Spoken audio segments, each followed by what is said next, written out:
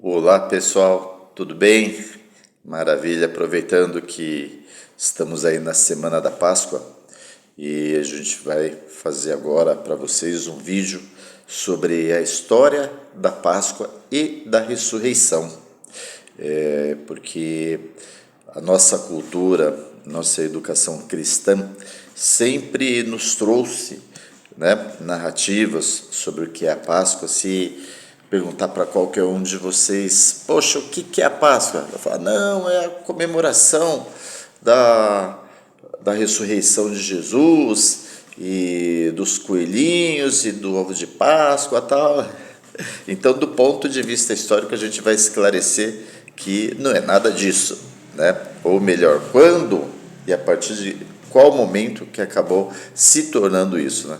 Primeiro, assim, rapidamente, a história do coelhinho, dos ovos, que essas narrativas têm a ver com as festividades pagãs que existiam no Império Romano, principalmente das comemorações da deusa Austera, que é a deusa da fertilidade. Então, essa questão dos ovos tem a ver com essa questão da fertilidade. O coelhinho ele representa, né, essa imagem da fertilidade. Então, são festas pagãs ali que existiam no Império Romano, em homenagem à deusa Austera, que são da antiguidade, que quando o calendário cristão, a partir do Concílio de Nicéia, que aconteceu em 325, que instituiu a data de comemoração da Páscoa, que eles fizeram ali com objetivos de mesclar com as festas pagãs que já existiam ali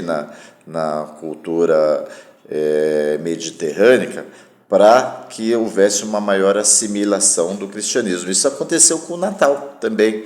O Natal, ele foi... o Natal, não 25 de dezembro, não é a data do nascimento de Jesus. Essa data eram comemoradas as chamadas Saturnálias, que eram festividades em homenagem ao deus Mitra e para comemorar o solstício de inverno no hemisfério norte.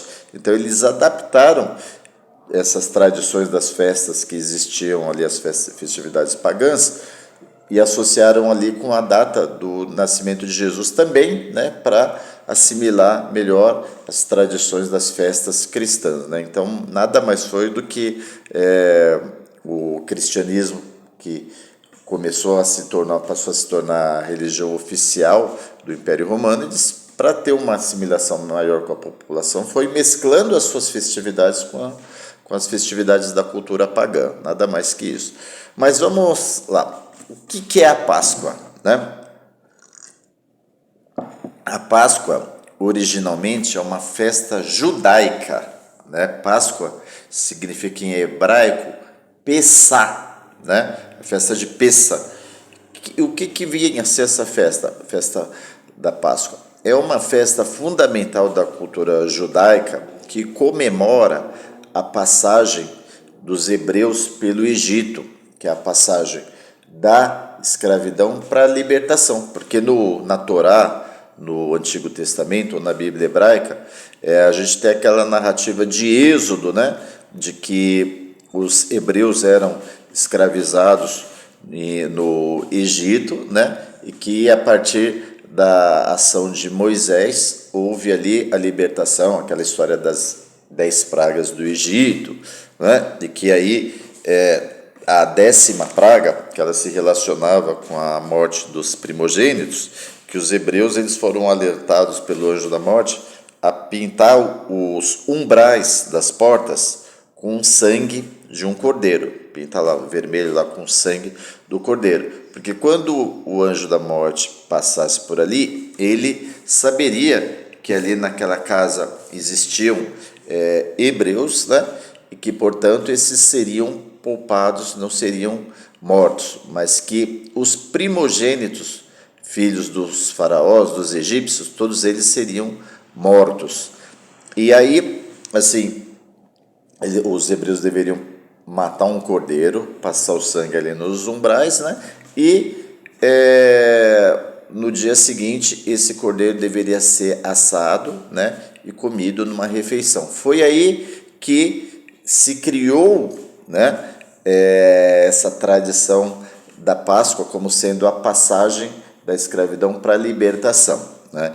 Então, a Páscoa judaica, ela tem esse sentido, né, dessa comemoração, e tem a refeição pascual, o famoso Seder pascal, que ele é composto do cordeiro assado, do molho de ervas amargas, para lembrar as dores da escravidão do Egito, né? E os pães ázimos, né? Que são os pães sem fermentos, né? Que também tem um significado ali com essa questão aí da escravidão do Egito. O que tem de verdade nisso tudo? O que tem de verdade nisso tudo é a tradição. Essa tradição, ela fundamentou a cultura judaica, né? O mito de fundação da cultura judaica, tal. Então, ele vem sendo cultivado há muitos milênios, né? Agora, falar, mas isso foi histórico? Isso foi verdadeiro? Bom, aí é uma outra questão, né? A gente questionar a historicidade do Êxodo, a historicidade de Moisés, das 10 pragas, aí é questão para um outro vídeo, né? Mas posso adiantar para vocês que é um mito, né? Que tem a finalidade aí de estruturar aí a fundação histórica de Israel. Mas voltando aqui da Páscoa judaica. Então, esse era o sentido da Páscoa judaica. Ali na antiguidade, nos tempos de Jesus, essas festas, elas eram muito populares e muito importantes ali em Jerusalém. Então, existia uma peregrinação de judeus de tudo quanto é parte ali da Ásia Menor, das cidades ali do Império Romano, da Síria, do Egito, do próprio Israel. Todos os judeus que estavam tanto fora de Israel, que eram chamados judeus da diáspora, quanto os judeus que viviam em Israel, todos iam para peregrinação para Jerusalém, e tinha a comemoração lá no templo com a oferenda de sacrifícios, né? Sacrifício de animais, cordeiros, pombas, rolinhas, todo tipo de animal que era sacrificado ali para o perdão dos pecados, né? Bom, então isso é o que acontecia ali. E na época de Jesus, existia ali uma situação que era um tanto contraditória, porque a Páscoa é uma festa que comemorava a libertação da escravidão do Egito, só que naquela época, período de Jesus, Israel era dominado e controlado pelos romanos. Então, como comemorar a libertação do povo, a libertação da nação, sendo que esse povo estava praticamente escravizado pelos romanos? Então, realmente assim, era uma questão muito constrangedora. E aquele período de Jesus do século I é um período que fervilharam ali muitos movimentos revolucionários que queriam expulsar os romanos e restabelecer, né, um Estado judeu soberano, né? E o movimento de Jesus, ele se insere também nesse movimento de libertação de Israel, nesse movimento revolucionário, embora seja ali um movimento de resistência não armado, mas é um movimento de resistência que procura essa libertação, né, de Israel. E, como eu falei no vídeo anterior, Jesus, ele tinha ali uma veia apocalíptica, né? Jesus era um profeta apocalíptico. E o que se pensava ali entre Jesus e no movimento de Jesus? Que aquele momento era o momento do juízo final. Esse momento do fim, do juízo final, ele estava se aproximando, que é uma concepção que inclusive existia em João Batista, né? Que João Batista falava: arrependei-vos, né? Que o fim é iminente, a ira que está por vir. Então, como eu falei na aula passada, a apocalíptica era muito forte. Eles acreditavam que Deus interviria na história, faria uma limpeza aí dos seres maus, dos seres impuros, e entre eles estavam ali os romanos que dominavam Israel, para fazer uma purificação e restabelecer o reino de Israel, né? Então, eles acreditavam que esse fim era iminente, né? E quando, aí uma teoria minha, que quando Jesus foi ali para Jerusalém naquele momento, que ele tinha essa concepção de que esse era o momento que Deus interviria e que Israel seria restabelecido como uma nação soberana.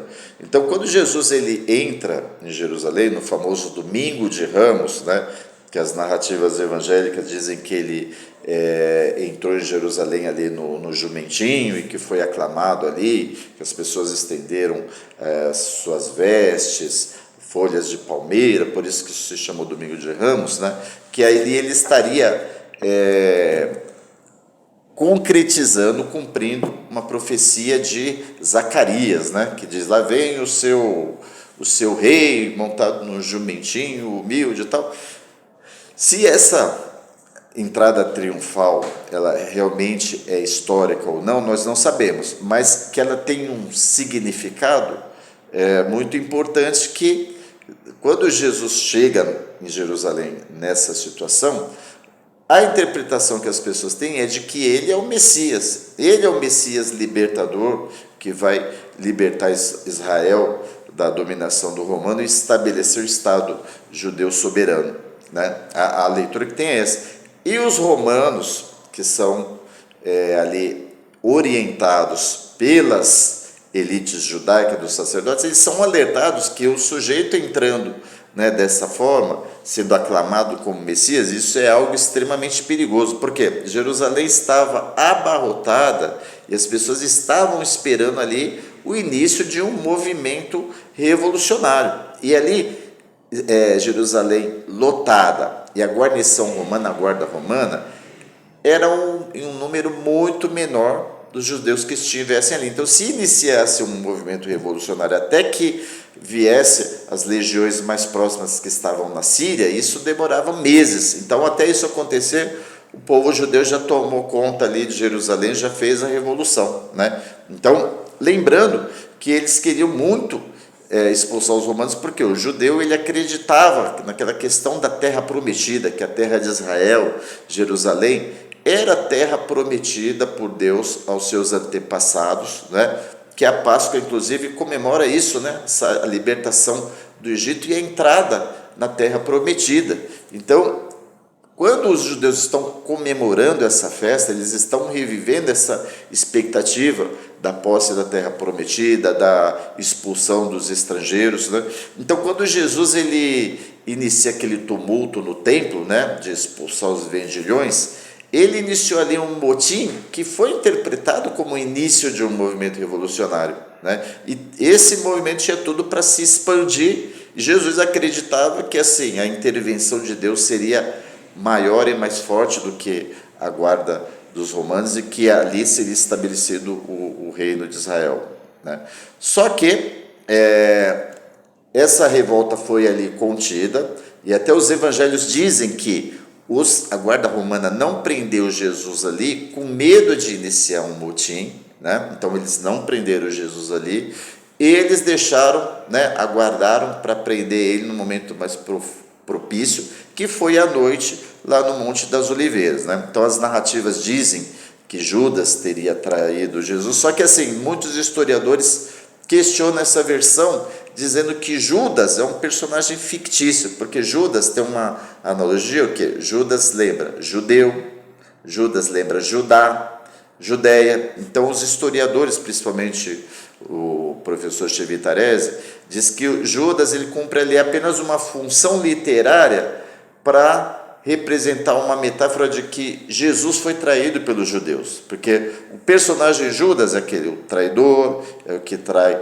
por causa do dinheiro, de 30 moedas, então, quer dizer, que é uma metáfora, uma caricatura para dizer que foram os judeus que traíram Jesus e que os judeus, eles são falsos, gostam de dinheiro. Então, nessas narrativas do Novo Testamento que começa o antissemitismo que vai perdurar pela história, né? Agora, embora não seja necessariamente Judas, né? Se realmente Judas existiu ou não, não sabemos,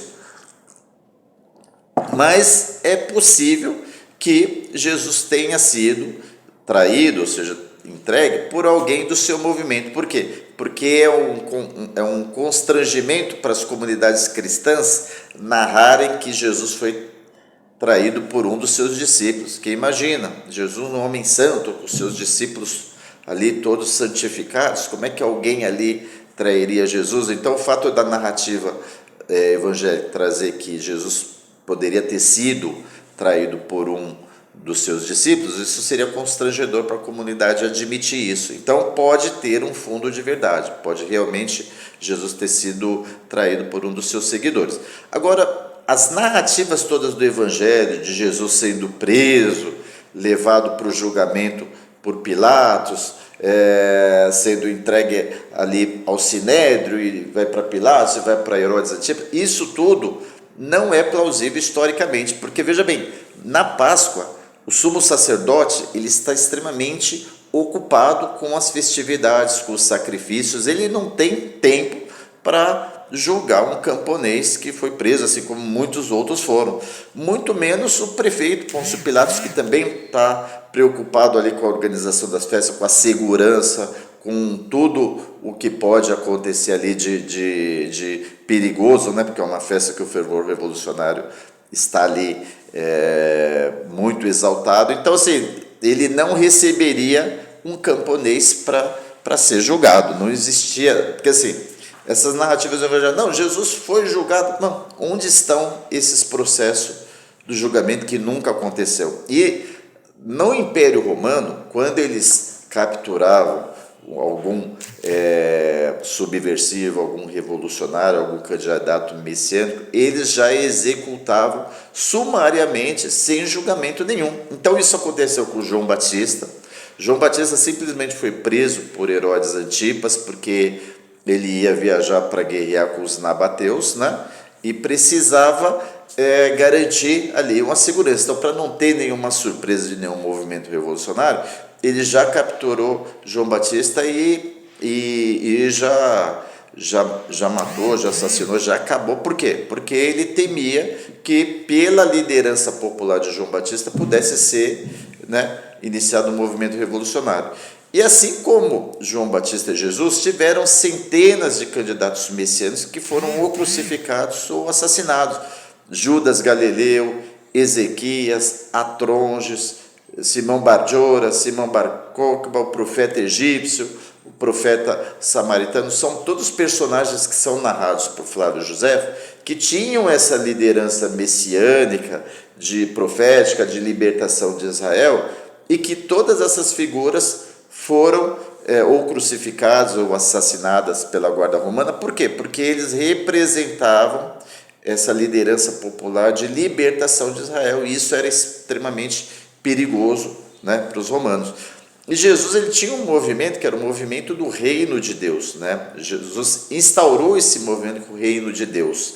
Só que para os romanos isso já é algo subversivo. Por quê? Porque o reino de Deus já existe, que é o reino dos romanos. O imperador, ele é filho de Deus ou ele é o próprio Deus. Então existe um camponês ao posto. Esse camponês ele está regimentando populações e está dizendo que vai instaurar o reino de Deus, então ele está querendo derrubar o meu reino. Então isso por si só é subversivo. Então essa mensagem de Jesus, junto com aquele tumulto que ele causou no templo, certamente foi o motivo pelo qual ele foi levado para a cruz. E quando ele foi capturado, com certeza ele já foi levado direto para a crucificação.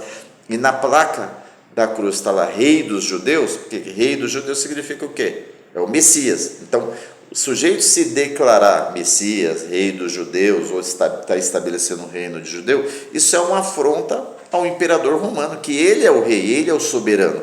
Então, esse foi o motivo pelo qual Jesus foi crucificado. Agora, uma coisa que é muito importante, os evangelhos até narram um pouco dessa história, que é o seguinte: quando os romanos chegaram ali para prender Jesus, certamente que houve ali um confronto físico. E os evangelhos narram ali que muitos dos seguidores de Jesus queimaram o chão, foram embora, teve confronto físico, tanto que narra lá que Pedro cortou a orelha de um soldado romano. Então, veja bem, muitos dos seguidores que estavam ali com Jesus foram mortos ali na hora do confronto, uma outra parte fugiu e quem ficou foi levado para a crucificação por Jesus. Então vocês podem ter certeza que dificilmente sobrou ali testemunha ocular para dizer o que aconteceu, para dizer que Jesus ressuscitou,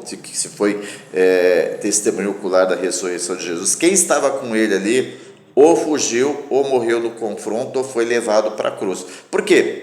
O crucificado, ele ficava exposto ali para fora da cidade, ficava exposto para servir de exemplo, né, de que não se pode afrontar o Império Romano. E o crucificado ele não tinha direito a túmulo, não tinha direito a ser enterrado pela família com todos os rituais, ele ficava lá na cruz e as aves de rapina iam comendo o que tinha ali. Quando o corpo caía, os cães devoravam. Então, o crucificado ele não tinha direito a ser enterrado pela família. Portanto, assim, as narrativas evangélicas, elas não têm ali uma plausibilidade histórica, que nem fala ali que a população ia escolher entre Jesus e os Barrabás e outro ladrão. Fala que era um velho costume do imperador conceder essa graça.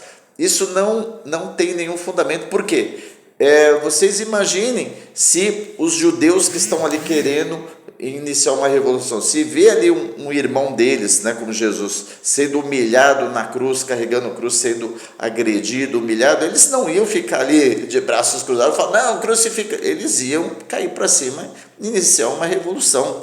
Então, essa coisa de a multidão ter escolhido entre Jesus e Barrabás, isso é mito. No que Jesus foi preso, ele já foi levado para a cruz e morreu ali para servir, né, de exemplo para ninguém contestar a autoridade romana, né? Então, esse vídeo aqui, esse primeiro vídeo, eu estou explicando como é que funcionava isso, e no próximo vídeo eu vou falar especificamente da ressurreição, se ela foi um fato histórico ou se ela é uma narrativa mítica.